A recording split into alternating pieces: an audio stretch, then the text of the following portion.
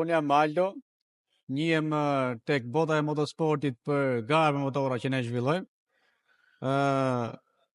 Edhe gjithashtu edhe si mekanik i makinave dhe i motorave. Unë jam Angela, edhe unë jem për botën e motorave, merrem me motora, organizoj dhe garat me motora, supermoto, garat e vajzave, etj. Kam një garazh detailing, që merrem me makinat dhe me motorat, që bëjmë detajet, pastat, ceramik, etj. Unë mësova që ju të dy jeni burrë e grua. Po. Sa është e vështirë që edhe burri edhe gruaja t'i japin motorit dhe të jenë në rrezik për jetën, të dy ndoshta në të njëjtën kohë. Rreziku nuk është se e marrim shumë parasysh, duke qenë se adrenalina është pak më e lartë se sa rreziku dhe nuk është se e mendojmë shumë. Është e vështirë, ka sakrifica, dhe duhet lëm pak ndoshta mbas dore punën, pak fëmijët. Po është interesante dhe është e bukur. Na bën jetën më të bukur. Atëherë pasioni mendoj që ka lindur që i vogël, lind me njeriu mendoj, që të vegjël me bicikleta, ikshim nga shtëpia, mëngjese, vishim darkë, pastaj pak më mbrapa fillum me motorat, diku nga mosha 9-10 vjeç me motora nga ato 35 kubik. Pastaj shkall, shqyr zoti që unë e kam është në gjithë karriera shkall, duke filluar që nga 35 kubikshi deri tek 1200 që jemi sot apo 1000 më saktë tek sportivi. Sa kur keni qeni bashkë? Ne po bëjmë 5 vite. 5 vite. Ju jeni njohur që e dini të dy motorin apo? Më shumë jemi njohur nga motori. Motori ka qenë ajo ura lidhse e ne të dy. Çfarë ndorosh me Aldo? Karakteri sportiv, adrenalina, mirësia, të gjitha bashkë. Motori jo? Edhe motori, po më shumë Aldo. Aldo, çfarë ndorosh?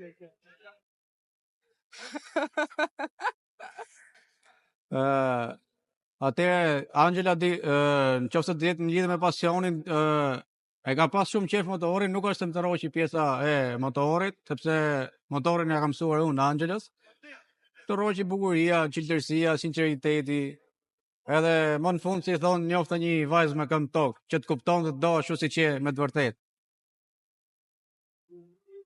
Sa e vështirë është që t'jesh edhe të prill edhe të ndjesh pasionin tënd nga gara? Është me të vërtetë është shumë e vështirë.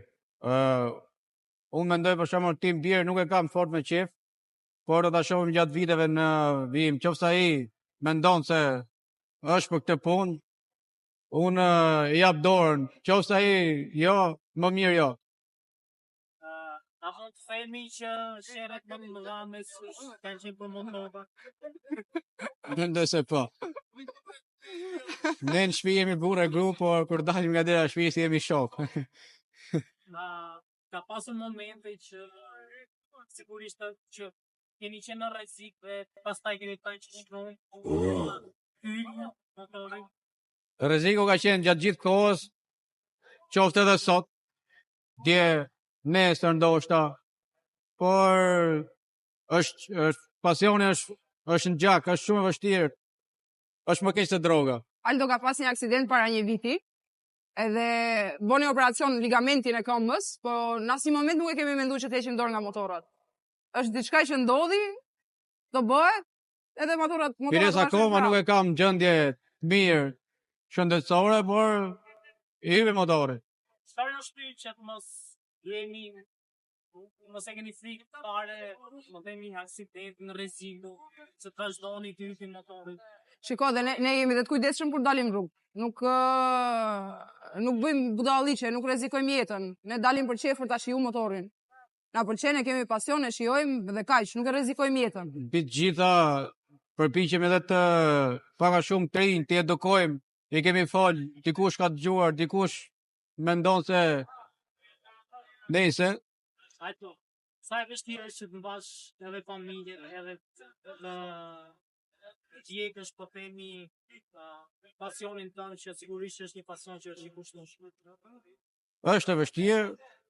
Unë kam 2 servise, një makinash dhe një motorash. Siç dihet edhe situata në Shqipëri, ne mundohemi bëjmë më të mirën për të gjithë, do thonë sikur të jetë motorri apo makina ime. Mundësit janë, punë ka sa duash, nuk po themi se Shqipëria është shqyr zoti që ka punë. Edhe në këto për masa, për shembull, këto 2-3 vitet e fundit që edhe makinat dhe motorat për shkak të ngarkesës që ka Tirana apo Shqipëria janë shtu goxha. Nuk ka njeri që nuk mund të ketë shtëpi nga 3-4 makina apo qoftë 2 ose 3 motora. Angela, sa e sigurt është japësh motorit në rrugën e Shqipërisë? Nuk është fare. Nuk është fare. Makinat nuk e kanë fare edukatën e motorit, nuk të hapin rrugën, të shikojnë me inat. Është mentaliteti akoma i keq, se kush ka motor nuk është, Unë mendoj nuk është njeri i mirë. Unë mendoj që janë shtu, siguria është shtu.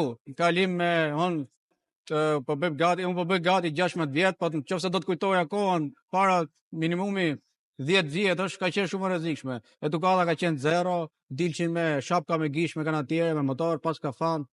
Kurse sot, shqyr zoti janë ndërgjegjësu, aktivitetet tona kanë bërë, edhe kjo mbledhje që është bërë sot, mendoj që është për të mirën e gjithë. Kjo është thjesht një mbledhje për të mirën e komunitetit. Ne japim gjithë, flasim eksperiencat, dëmtimet, aksidentet, si duhet bëhet më mirë, se më keq kemi qenë. Besoj se A do një nga momentet që ka bërë xhiron e rrjetit, nuk e di nëse e keni parë, nga qenë një djalë nga Kosova që bëri aksident me motor. Dhe ka pasur një video virale të djalit që i kishte motorin në dhomë. Andi. Vështirë është për prindrit tuaj që ta kuptojnë këtë pasionin që keni ju. është vështirë. Prindrit tanë akoma nuk janë dakord me pasionin ton. As prindrit e mi dhe as prindrit e Aldos. Në çdo moment ton keni kujdes, leni motorat, jeni po me fëmijë sot, që doni motorat, nuk ju hynë po në më, po prapë ne nuk i lejmë. Kemi debatet familjare për sa i përket motorave. Kemi edhe kategorinë që kemi pak të rrezikshme, më thon drejtën, është kategoria e sportivit. Por Sa motora ke ndruar gjatë jetës tënde?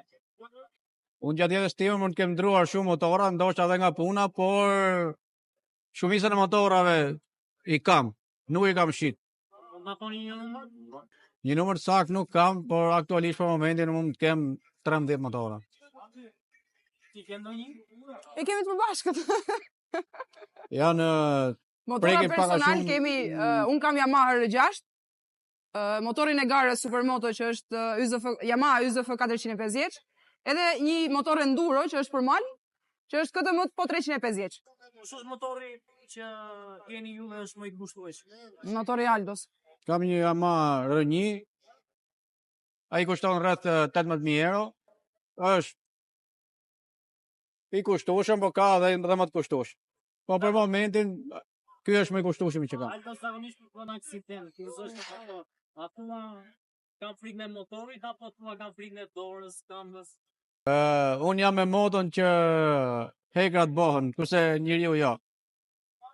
Qa jeni mbledhur sot në këtë aktivitet? Aktivitetin e kanë organizuar Ilius Motorsport. Moto e sotme ishte fokusi tek njerëzit, tek komuniteti, njerëzit, jo makinat apo motorat. Sigurisht ne do të marrim me vetë edhe motora, se s'mund të vim këmbë. Angela, ke një mesazh për gjithë vajzat që kanë pasion motora? Po, dhe vajzat shqyr zotit janë shtu goxha kohët e fundit me motora, janë dhe më disiplinume se sa çunat. Ndoshta kanë dhe pak frikën më shumë, kanë edukat më shumë tek motorat, vishen, nuk i lejnë kokoret në shtëpi, marrin me vete, janë të rregullta. Ndërsa për mbledhjen sonte më bëhet qefi, dhe do doja që të kishim sa më shumë mbledhje të tilla, jo vetëm për motorat, por edhe për makinat, për disa disiplina, siç është profesor Genti që ka dalë kampion me Formula 3-shin. Do doja që të kishim më shumë mbledhje të tilla. Gjitha Se këto jo dhe aktivitete aktivitete. janë vetëm zhvillim dhe vetëm zhvillim për gjithë Edhe ne motorsport. njihemi me njëri tjetrin, ndajmë eksperiencat. Sigurisht që do kishim shumë dëshirë që qoftë çdo shqiptar, qofse ka mundësi të shkëlqejë shtetit, që edhe ne ti tregojmë që edhe ne jemi pjesë e motosportit botëror. Që edhe ne dim t'i japim makinës apo motorit. Shumë faleminderit për intervistën. Faleminderit juve.